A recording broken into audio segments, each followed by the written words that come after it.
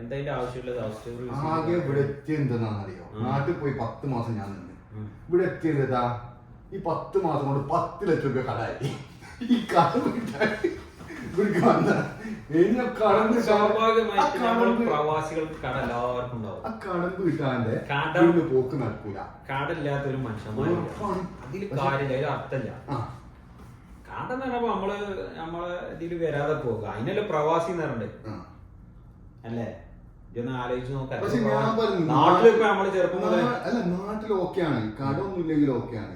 കടണ്ട് എവിടെയെങ്കിലും പോവാ, പണിയെടുക്കാൻ കടം വീട്ടാ. നാട്ടില് നിന്നിട്ട് നമ്മള് അതിപ്പോ ശരിക്കുള്ളൊരു ഇതല്ലേ, നമുക്ക് നല്ല എൻജോയ്മെന്റ് ഒക്കെ ചെയ്ത് നല്ല അടിപൊളിയായിട്ട് ജീവിക്കണമെങ്കിൽ ഗൾഫിൽ തന്നെ വരണം. അത് നാട്ടിൽ നിന്നാലും നമ്മളെ കൊണ്ട് നടക്കൂല, ബുദ്ധിമുട്ടാണ്. ഇപ്പൊ നമ്മളൊരു പണിയിപ്പോ നാട്ടിലെടുക്കുകയാണെന്നുണ്ടെങ്കിൽ ഇപ്പൊ അന്നെപ്പോലത്തെ ഒന്നും ഉണ്ടായ പോലെ എവിടെ പണിയെടുക്കാൻ പറ്റണം? ഒറ്റ ഒന്ന് ഗൾഫിൽ നിന്ന് വന്നാൽ മതി, എവിടെ പണിയെടുക്കാൻ പറ്റും? നമ്മളൊക്കെ നമ്മളെ സുഹൃത്തിന്റെ ഷട്ടർമേലെ പിടിച്ചാൽ നിൽക്കല്. എപ്പോഴാ പോകാൻ കഴിക്കണോ, അല്ലെങ്കിൽ നമ്മളെ പരിചയക്കാരാണ് നീച്ചോ ഈ പൊയ്ക്കോ കൊണ്ടുപോകാൻ അതുകൊണ്ടാണ് നമ്മളൊക്കെ ഇങ്ങോട്ട് വന്നത്.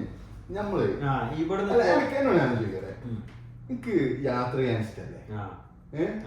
അവിടെ ഇങ്ങനെ സ്റ്റെക്കായി പോകും. ഇപ്പൊ ഇവിടെ സ്റ്റെക്കായി പോകണ്ടപ്പോ നമ്മളെ സാമ്പത്തികപരമായിട്ടുള്ള പ്രശ്നങ്ങൾ നമ്മള് പിന്നെ ഇവിടെ നാട്ടിലും കൂടി ഇങ്ങനെ നടന്നു കഴിഞ്ഞാൽ ചിലപ്പോ എന്താവും, പണി പോകണം. മനസ്സിലായോ? അതുകൊണ്ടാണ് ഇവിടെ നമ്മൾ നിൽക്കുന്നത്. നാട്ടിലേ നടത്താം. എത്ര കാലം ഇവിടെ പ്രവാസിയായിട്ട് നിൽക്കുന്നത്? പ്രവാസിയായിട്ട് ഇപ്പൊ ഇവിടെ ടോട്ടലി പ്രവാസി 18 വർഷമായി. നമ്മൾ ഈ യാത്ര വീഡിയോസ് ഓരോരുത്തർ ഇങ്ങനെ യാത്ര പോകുന്ന വീഡിയോസ് നമ്മളിങ്ങനെ കാണുമ്പോൾ നമുക്കൊന്ന് യാത്ര ചെയ്യണമെന്ന് പോവാ.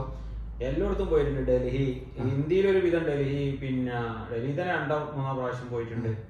ഹൈദരാബാദ്, നമുക്ക് ഇഷ്ടപ്പെട്ട യാത്രയിൽ പോകലുണ്ട്.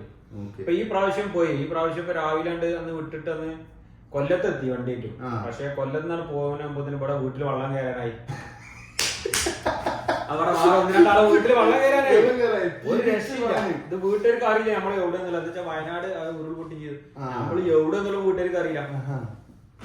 അതില് നമുക്ക് ചോദ്യം വന്നപ്പോഴാണ് പ്രശ്നം വന്നത്. അപ്പൊ പിന്നെ തിരിക്കില്ലാതെ രക്ഷയില്ല, തിരിച്ചു പോകുന്നു. അപ്പൊ അതേ ചോട്ടും ഇങ്ങോട്ടും നമ്മളിങ്ങോട്ട് പോകുന്നു. അല്ലെങ്കിൽ അത് അങ്ങനെ കന്യാകുമാരി, കോവളം, എന്താ വെച്ചാൽ ഒന്നാമതൊക്കെ പ്രവാസികളാണ്. 6 പ്രവാസികളാണ് വണ്ടിയിൽ. അപ്പൊ ഓർക്കൊരു പ്രശ്നമില്ല. ഇനി എന്തായാലും ഇനിയിപ്പോ ആരും എന്ത് പറയാനും പോവാന്നുള്ള തീരുമാനം. പക്ഷെ വീട്ടിലൊക്കെ വെള്ളം കയറിയപ്പോ ഇവർക്കൊരു ഡൗട്ട്, എവിടെ വെള്ളം, ഇത് നമ്മളെവിടെ നിന്നുള്ള ഇവർക്ക് അറിഞ്ഞില്ലല്ലോ, എന്ത് ചെയ്യാൻ പറ്റും? അങ്ങനെയാണ് തിരിച്ചു വന്നാണ് ഞാൻ.